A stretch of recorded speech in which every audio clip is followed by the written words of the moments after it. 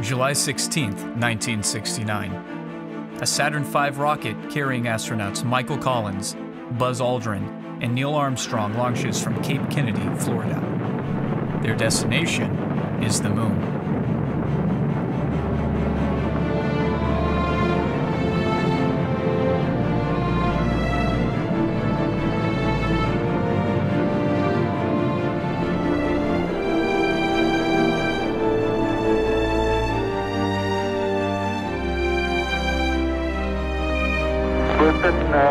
Tranquility Base here. The Eagle has landed. On July 20th, Neil Armstrong becomes the first human to step foot onto the lunar surface. That's one small step for man, one giant leap for mankind. Just 8 years after President Kennedy challenged the United States space program to land a man on the moon and return him safely to Earth, NASA did just that. What is now, 45 years later, simply a page in a history book, an exhibit at a museum, still remains the most ambitious undertaking ever attempted by mankind. But it wasn't easy.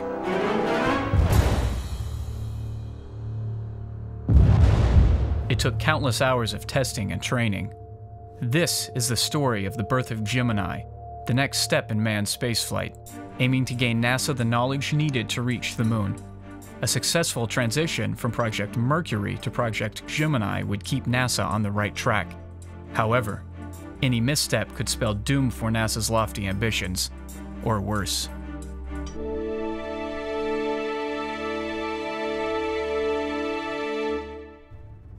I worked in the space program just about from the beginning of the manned program. And 1964 was a big year for us. We were in transition from the Mercury project, which was finished by that time, last flight in '63, and getting ready for the Gemini flight. I would like to take this time to say a little prayer for all the people. We were coming to Houston to build a control center here, and we were moving away from what we had used during the Mercury project. Communication satellites now existed. So it was a time of a transition in a lot of ways. We were in a new state, we were in a new job, really. We were building a new control center, we were in a new program, and we were well aware that President Kennedy's goal of getting to the moon by the end of the decade was upon us. We choose to go to the moon.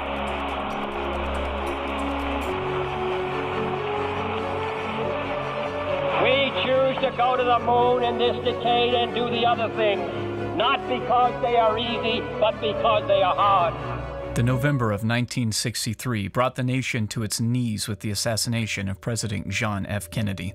A strong supporter of the nation's space program, the effect of President Kennedy's death was felt throughout the nation, especially at NASA.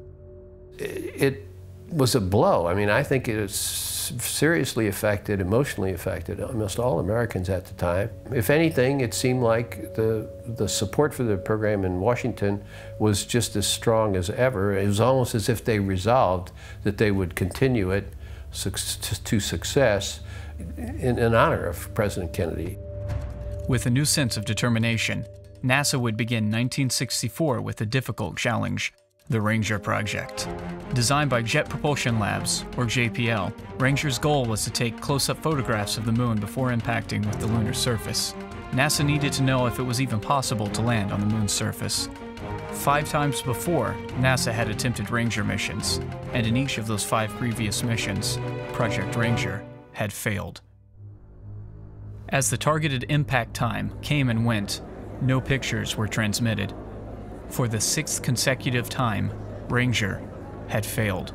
Roger, SCE. We've lost all signal here. Right off, observer neighbors. Relative to the Ranger project, I didn't suffer too much from witnessing or hearing about the failures that they had in getting to the moon. I just was confident that whatever they were, they would be overcome eventually, either by JPL or by us. I didn't take them as show-stopping blows to the project, to the program, but rather, you know, just the result of trying to do something really difficult. And that's what we ran into along the way.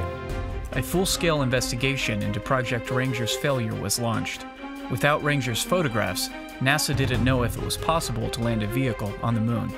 Despite the fact that their ability to meet the late President Kennedy's deadline was hanging in the balance, those in charge at NASA remained vigilant. We had in mind that we were the stewards of this program, and we had to do our part to make it successful, and that's what consumed us.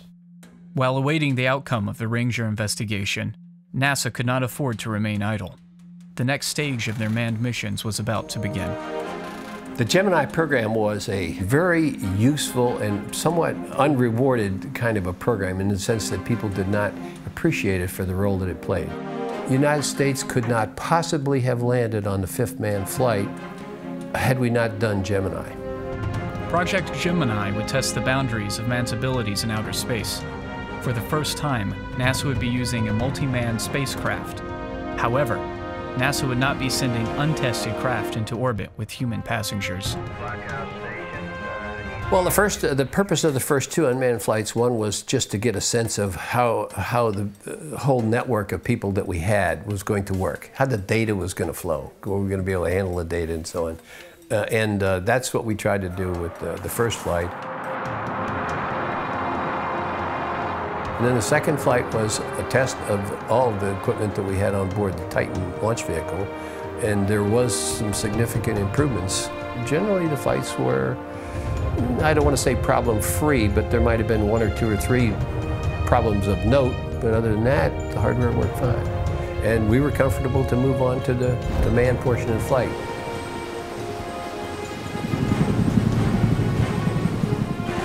If you're going to launch people on the rocket, you might as well go to a good place or take a big step. Once you put them on the rocket and launch them, you're taking all the risks that go with people being on these machines, so you might as well accomplish as much mission stuff as you possibly can on any given flight. The manned portion of Gemini was ready to commence. As the public eagerly waited to see the next men launch into space, NASA had the task of selecting the first multi-manned crew to venture into orbit. Fortunately, they had a new class to choose from. Well, the first crew for Gemini was Gus Grissom and John Young. Gus had flown the second manned flight in Mercury, and everybody had a great high confidence in Gus. He was just an all-American pro at the business of test flying.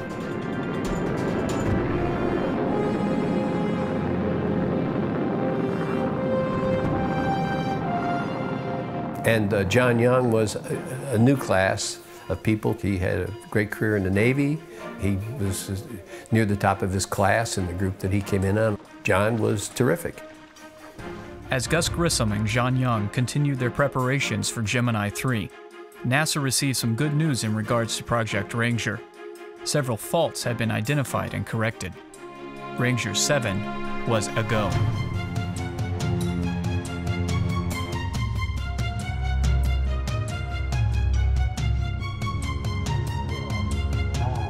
Eight, 7, 6, 5, 4, 3, 2, 1.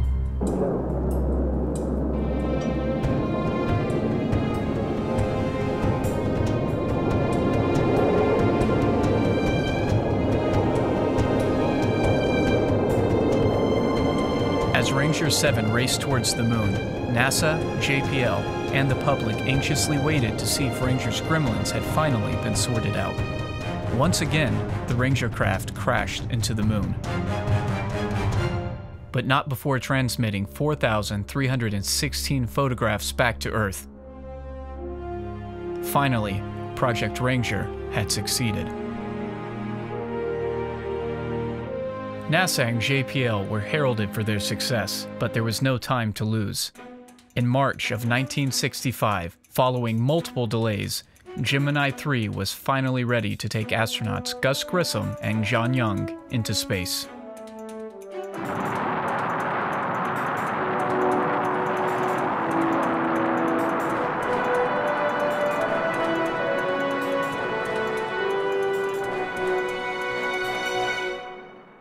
After completing 3 orbits of Earth, as well as the first orbital maneuver by a manned spacecraft, Gemini 3 splashed down into the Atlantic. Project Gemini would pave the way for later Apollo missions, culminating in the eventual moon landing. Gus Grissom became the first NASA astronaut to venture into space multiple times.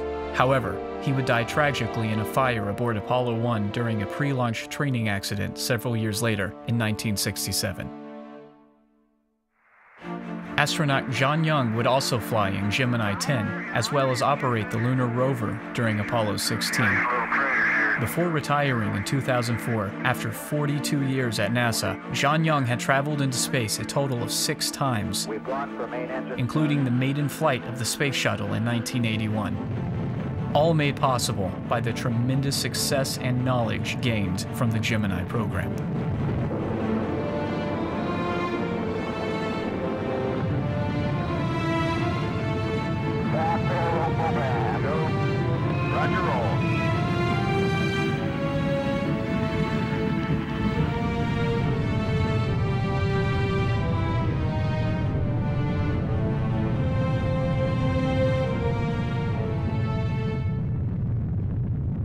Gemini trained the people who were the mission planners, the astronauts, and those of us who worked in the control center, what you might call the operations environment of the control center. The pace that we were able to go at resulted from the fact that in Gemini, over 2 years, we had 10-man flights.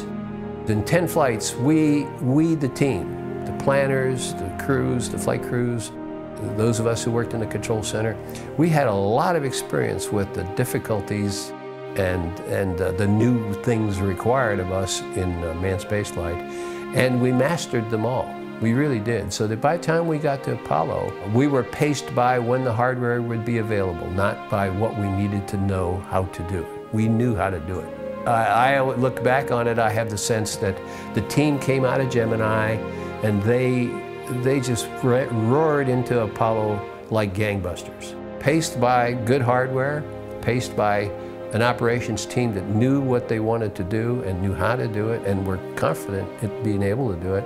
We moved into Apollo and it went very quickly. We landed on the moon on the 5th manned Apollo flight. And looking back on it, had we not had the experience of Gemini, we just would in no way have been able to go that fast.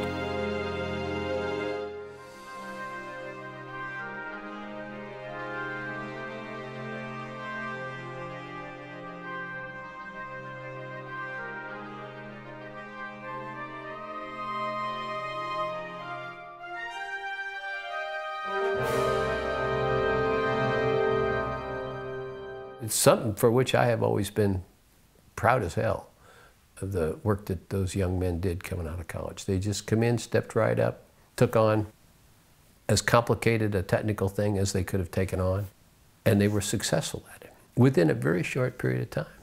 Very short period, a couple of years. So, you know, it's something to be celebrated. They did well.